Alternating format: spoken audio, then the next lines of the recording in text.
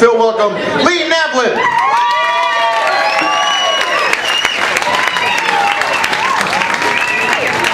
Thank you. Thank you. They told me to get here at 7. A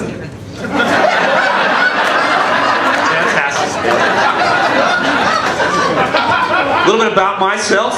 Married man. Been married for 20 years. Love my wife. I really do. Thank you. Thank you. We have a 14-year-old son. Can't stand him. Can't stand the kid. Kid's sucking the life out of me, this kid. He's flunking out of school. Suspensions, detentions, he's flunking classes. The school calls me up and says, you gotta work with him. You gotta do something to help him learn. Like, I am. I sent him to fucking school. They said, no, it's biology, it's algebra. You gotta work with him on that. I said, I don't do biology and algebra for a living. You do. Why is this my problem? Unbelievable. And the kid all he wants to do is play basketball. Basketball. Worst basketball player. I gotta sit there in the stands with a paper bag on my head, watching the game, you know? Watching him dribble the ball off his foot and miss shots, miss the backbone, air ball, you know what I mean? It's embarrassing. And the other parents are like, why don't you play with him? Why don't you work with him? I said, I do play with him. Constantly, I beat him every time. We played 11. I beat him 11-0. Kid can't stop me. I'm blocking all the shots. He says he's going to be in the NBA. I'm like, no, you're not. I watched you play. Plus, you're too short. You're the wrong color. Forget it. NBA's not for you. Unbelievable. Kids drive me crazy. We're trying to figure what to do with them. Get them out of our hair. And so my wife said, maybe boarding school. Maybe send him to boarding school. But you know, he flunks all the entrance exams. He can't go into boarding school. So a friend of mine says, hey, I got an idea. Military school. I'm like, kids got to screw loose. Military school might work. That might make a little bit of sense. But I'm afraid he'll come back like a fascist. He'll come back a fascist. He'll end up like a dictator in the Middle East or something eventually. All right, Mrs. Goldberg, the woman across the street from me 20 years ago. Hi, Mrs. Goldberg. What's your son do? Well, my son is a doctor at Beth Israel Hospital. And yours? Well, my son's the Ayatollah al-Rahimi. You've heard of him? The guy that tried to blow up Israel? That's him. That's my son. Bad parenting. I know. Or worse, he'll come back a Republican. He'll come back a Republican. He'll be like Dick Cheney. He'll be the next Dick Cheney. He'll be walking around like this, with this face the rest of his life. I can shit his fucking pants. It's gonna be my son. It's gonna be my son eventually. A lot of work. Hey, by the way, I just read an article about Dick Cheney. Did you know that Dick Cheney is fully retired from politics? Right? He's no longer consulting. He spends all day fishing on the boat. All day fishing on the boat on a lake. Apparently he wants to do some hunting as well, but no one will give him a gun, right? Because I think the new gun laws that Obama's trying to push through Congress, they include, right, there's got to be some provision where, like, if you accidentally shoot somebody you know with a gun, you can never have one again, right? Thank you. It was unbelievable. And remember when that happened, when Cheney shot him? Like, how crazy was that? Bush administration, I think they really kind of screwed up a little bit. Remember they were trying to act like it was no big deal, it was an accident, he was aiming at a bird. I mean, unless his friend was 150 feet tall, I don't know how he shot him aiming at a bird. Made no sense to me. Here's what I think happened.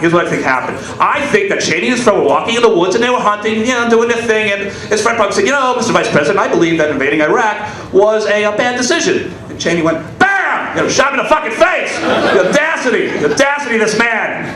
Question the Vice President. And again, the Bush administration, here's where, again, they made so many mistakes. What I would have done if I were George, I would have told Cheney to come to the Oval Office. I would have said, Mr. Vice President, we would like you to shoot your friend in the face again. But this time we're going to videotape, we're going to put it on YouTube, send it to the Middle East, with a note to the terrorists. Hey motherfuckers, this is the Vice President of the United States, the second most powerful man in the world. He just shot his friend in the face for no fucking reason.